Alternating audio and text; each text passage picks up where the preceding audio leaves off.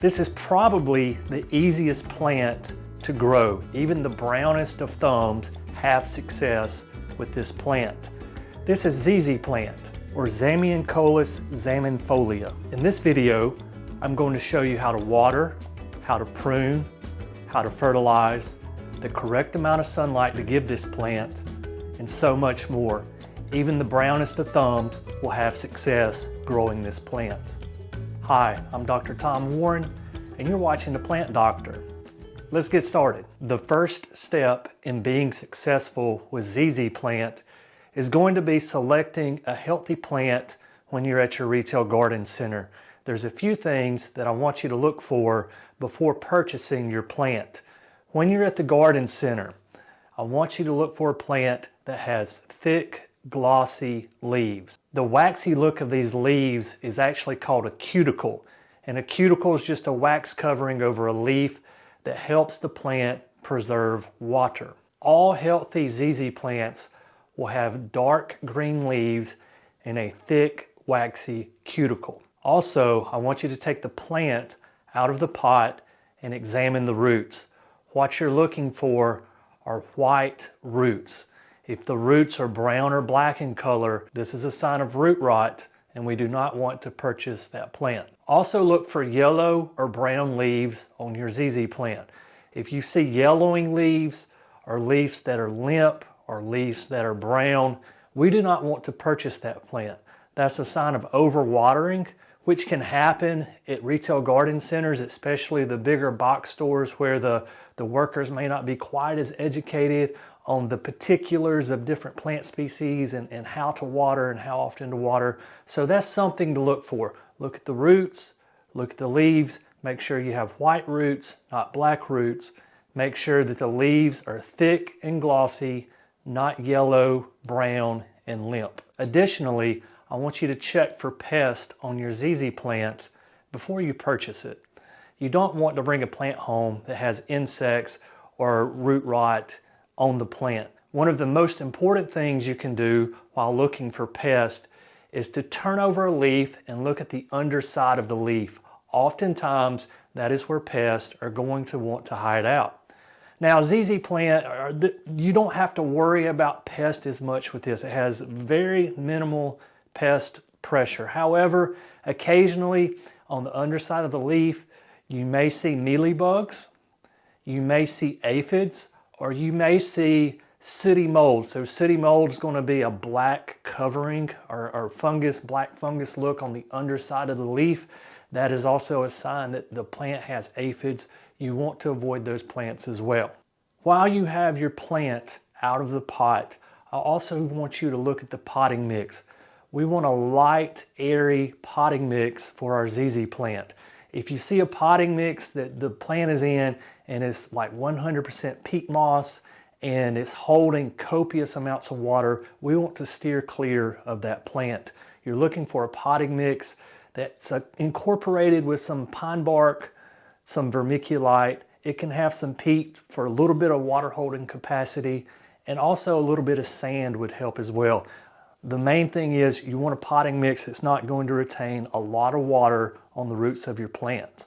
Once we've selected the right plant and you get it home, you'll want to select the correct area to grow your ZZ plant. Sunlight is very important to the ZZ plant. Perhaps this is the most important variable of all the different topics we'll talk about in this film, is the right amount of sunlight. Get your sunlight dialed in and your ZZ plant is going to thrive. My preference is a south-facing window with indirect sunlight. I'll keep my ZZ plant roughly 6 to 8 feet away from the window. I don't want the sunlight coming directly in on my plant. That's going to give it a little too much sunlight. If you do not have a south-facing window in your house, you can use an east, west, or north-facing window as well, but you'll want the plant a little bit closer. You want it just out of the indirect sunlight that's coming through the window of your house. One way you know that your ZZ plant is not getting enough light is you'll see your ZZ plant tend to grow towards the window. We refer to this as phototropism, a plant's tendency to grow towards light when it's not getting enough. There's two ways to solve this. You can move your ZZ plant to a different window, or as your plant begins to bend towards the light, every 3 to 6 months, you may want to turn your plant 180 degrees so that the plant continues to grow straight. One other thing that we should mention when selecting the correct area to place your ZZ plant is ventilation in your house. Now, if the vents in your house are in the ceiling, you may not have to worry about this as much. If your house is like mine and the vents are in the floor here in the first floor of the house, you may need to worry about that a little bit. You don't want the heat or the air conditioner blowing directly onto the leaves of your ZZ plant. Move it back a foot or two out of the direct air path of the vent, and your ZZ plant will be much happier. Once you have the correct light situation for your ZZ plant, the easiest part about growing this is the watering regimen. It's kind of water it and forget about it. There's a couple things that I want you to do to ensure that you're not watering too much. Now, ZZ plants, they have bulbs that we call rhizomes. These rhizomes are going to hold water for the vegetation of the plant. And they can hold water for a very long time, a month, sometimes even 2 months. What I want you to do to know when to water your ZZ plant is to use the finger check, or you can use a moisture meter. So a moisture meter will give you an exact percentage of moisture content of your soil, and you want that to read 0 before you water again. Now with the finger check, this is the free method, and I prefer this. It's easy to do.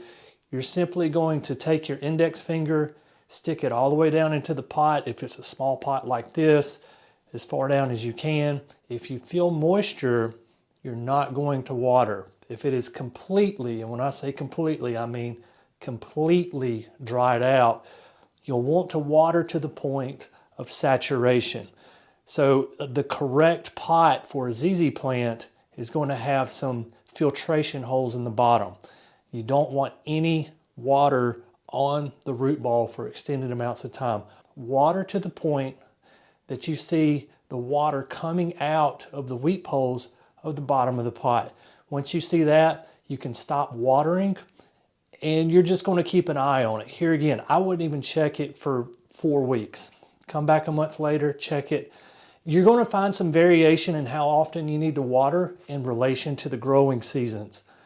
In the spring and summer, your ZZ plant will grow a little bit faster than it will in the fall and the winter, and that's because of the amount of daylight hours it's receiving through the window.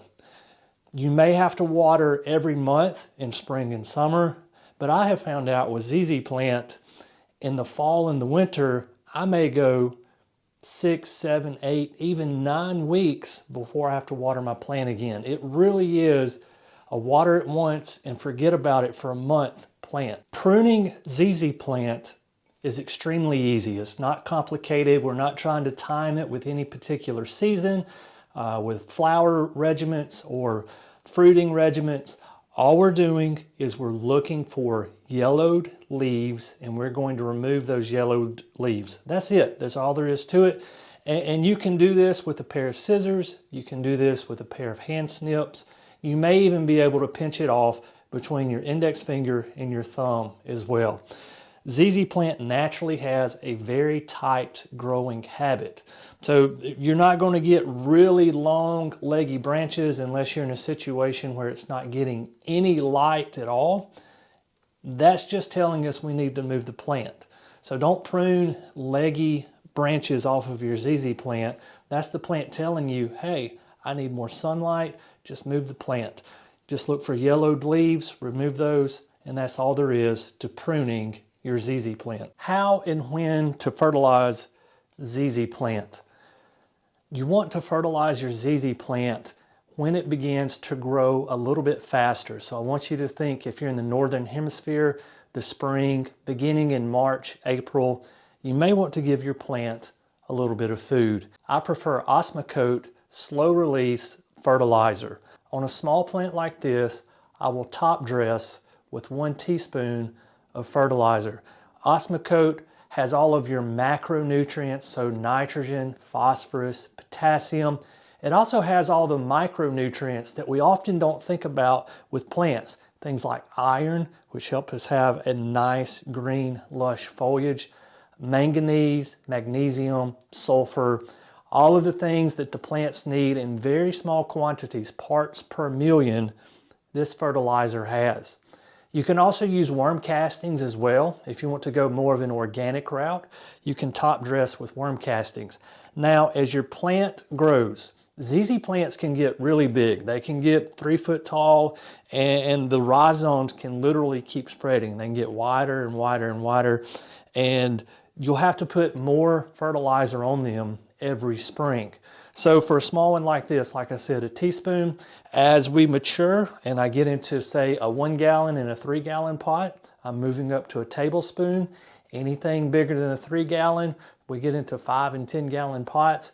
You need to be thinking 2 to 3 tablespoons of fertilizer, a slow release fertilizer that you're putting down on your plant.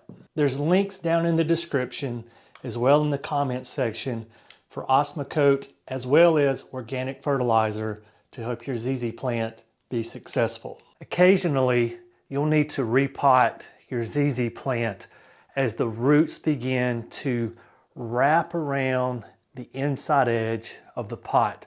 So what we have here, originally our ZZ plant was in this 4-inch pot in this decorative terracotta pot. We've moved it to an 8-inch pot, which can go inside this decorative pot. Now the process of repotting or bumping up, as we call it, our plant is fairly simple.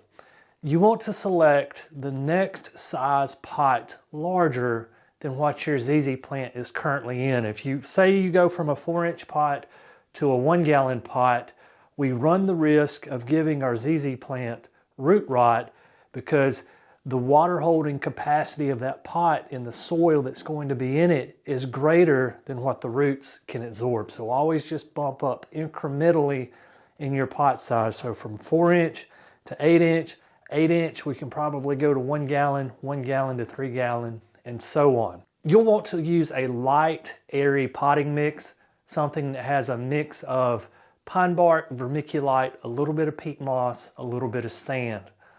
I'll leave a link in the description as well as the comment section for several different potting mixes that are appropriate for our ZZ plant. To repot your ZZ plant, you want to take your larger pot that you're bumping up into and fill the bottom of it up with our potting mix. Once you've done that, you can remove your ZZ plant from the smaller pot, put it into the larger pot, and then simply fill around the edges of the larger pot with your potting mix. You'll want to have the top of your root ball roughly a 1/2 inch lower than the top of the pot that you're putting it in. That way when you water, the water does not go over the sides of the pot. Now that we have potted up our ZZ plant into a larger container, it's appropriate to talk about pests that we need to look out for when growing ZZ plant.